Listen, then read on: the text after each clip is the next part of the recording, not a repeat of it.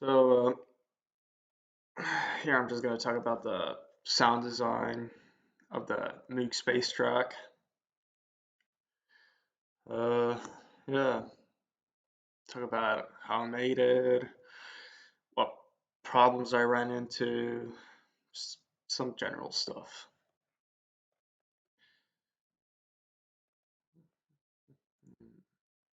So the first sound is this, pretty distorted.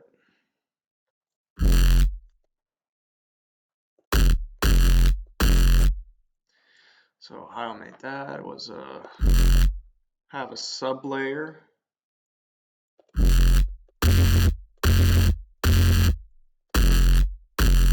which distorts it when I combine it with the saw wave in here.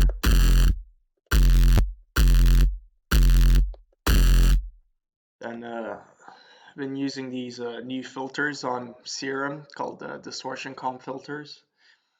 I don't really know what they do, but they do distort the sound and gives them some harmonics to it. So without it,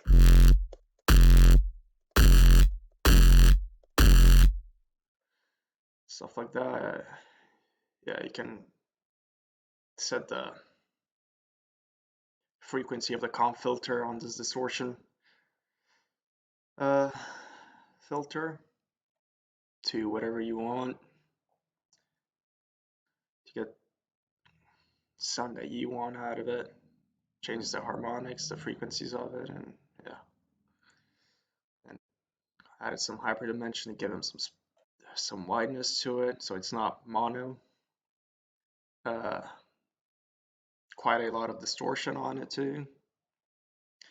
A bit of a compressor and a gain up just to make it a bit louder. Then another distortion comp filter. Uh, this one's to control the sound because if I turn it off,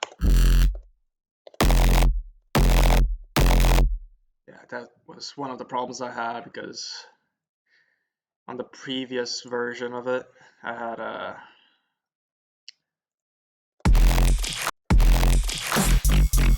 I used that sound for the second part of the drop,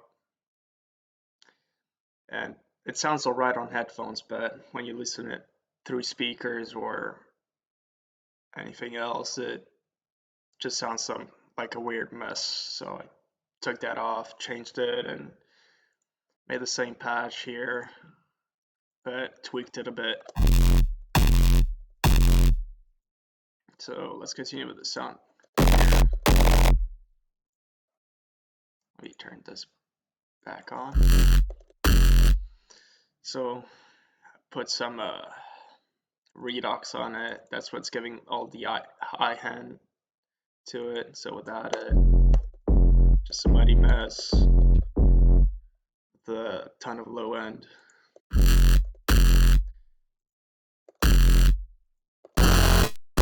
So the vocoder here acts like a trap for all the other sounds, so contains the actual sound itself, so it doesn't go overboard like it does here.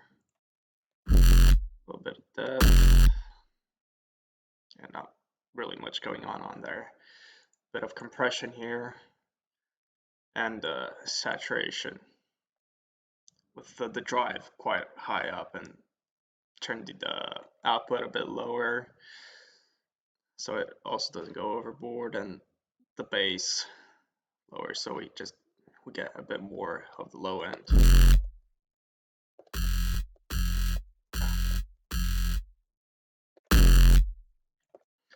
Yeah, so this sound is the only sound that uses its own sub because I tried putting in a separate sub with it and trying cutting all the sub out, and it just didn't sound as impactful as with its own sub. It just sounded dead. Basically, it just gives the sub has its own harmonics to it, and I just kept it as it is. So that's basically that sound, and there's same patch with just a bit of variation.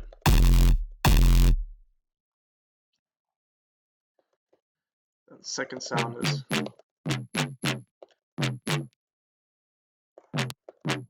also distorted. Two soft saw waves, yeah. One affirming each other. One's at 3 octaves higher. If I turn it.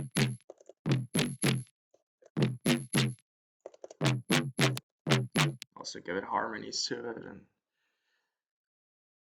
basically that's it. Gives it distortion. Then I put the hyperdimension to give it more space. The rate all the way up. The filter cutting off, just only cutting a tiny bit because it's all I need, or it just goes overboard. More compression, some, again, more over the top compression. That's what OTT is.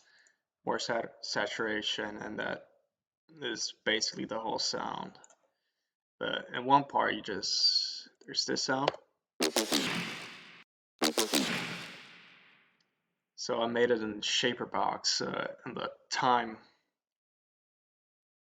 effect. So it's like a time stretcher,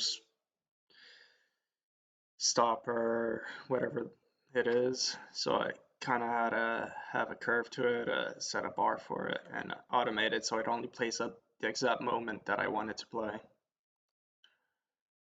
And so it goes faster to slower. Then I have these weird sounds, which is also basically the same.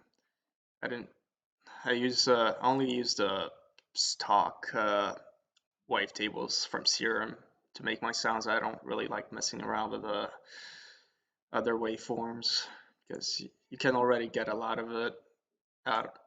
You can already get a lot out of these wave shapes.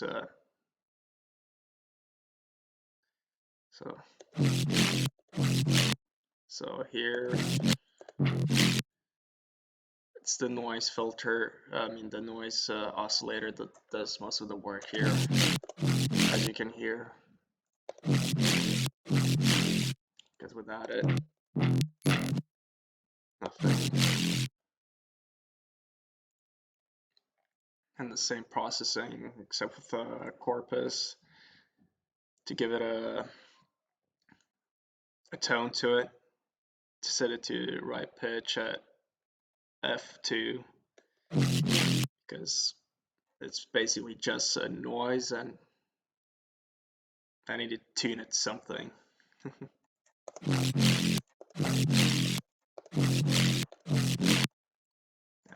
Yeah, more compression, more saturator, and then some slight EQ to get into the mix. Yeah, so those are like the basic sounds. Then, yeah.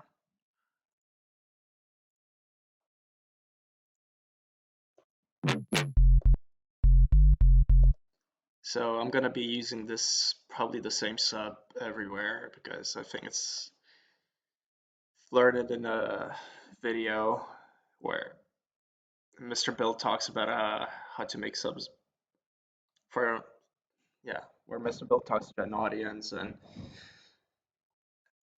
he said that he sees a lot of producers just put an operator in with a sign and that's it, they call it a day.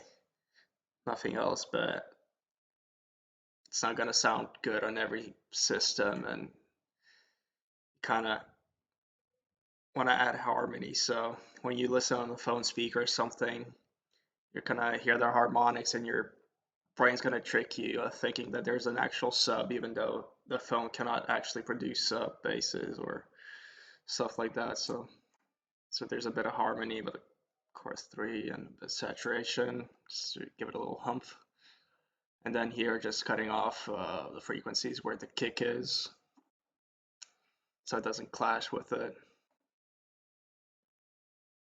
So yeah, that is mostly the basic sound design here. Can quickly talk about the drums.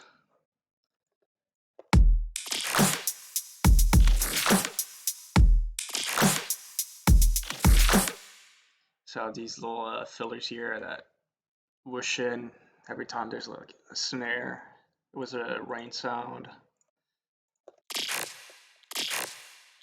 that I put a vocoder to make it sound weird and alien-like, because it already sounds like alien-like without it, but just more wetter, weirder. Just have a few more of them, little clicky sounds just to go upwards. That's it. And then kick snares, some more heavy kicks and snares just to, for the style of this song, I think it's more appropriate than having the loose stuff.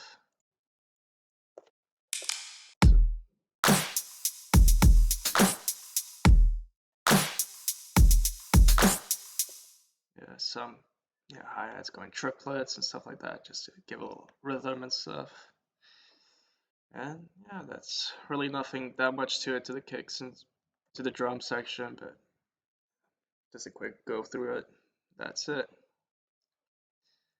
It's a basic sound design, basic drum set, so should be